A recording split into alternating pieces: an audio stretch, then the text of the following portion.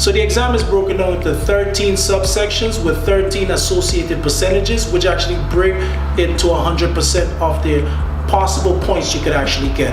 The first section is the unrestricted supervisor administration responsibility, which is 8%. The next section is the general building construction knowledge section, which is 11%. The next section is the energy efficiency, which is 6%. The next section is accessibility, which is for handicapped construction, and is 4% of the possible points you could actually get. Site work and foundations is the next section, and that's 7% of the possible points. Moisture intrusion and protection is 7% of the possible points. The next section is structural framing, be that is made as wood or is it steel, and that is 11% of the possible points. The next section is structural framing, wood and steel, which is 13% of the possible framing. It's a pretty big section, and it's what it's supposed to be, 13%. Next section is roofing and exterior walls, which is another 7%. Doors and windows are next, which is 5% of the possible points.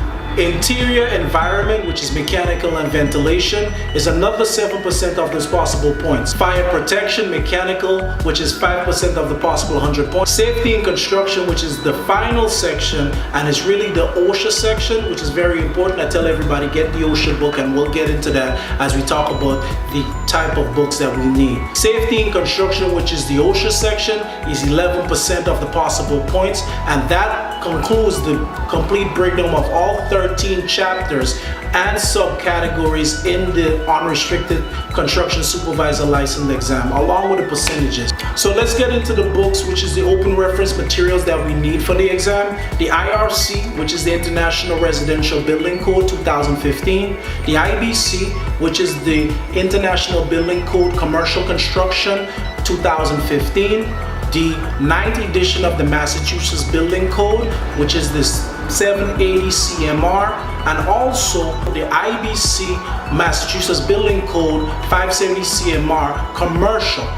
We have the OSHA book, which is titled 29 1926 2015, but the OSHA book is like the Bible, so it really doesn't change. If you could get any book that is for building construction, it's pretty much okay.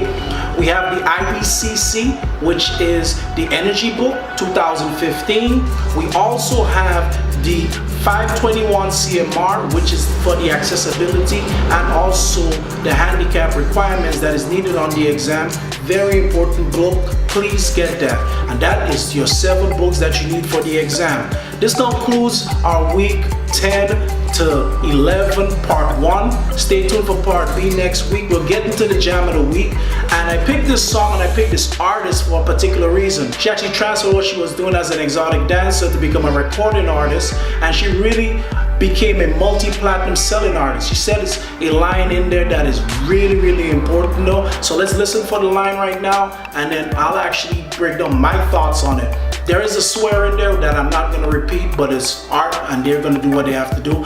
I'll break it down to what it means to me, and I'll basically say how it actually helps along to this journey of the CSL. I like going to the cooler. I put rocks all in my watch. I like Texas from my exes when they want a second chance. I like proving niggas wrong. I do what they say. What she said, she likes proving wrong, doing what they say I can. So along with your CSL journey, people are going to say you can't do it. They're going to say it's very hard. They told me this. So I didn't listen. I actually was stubborn enough to actually do it.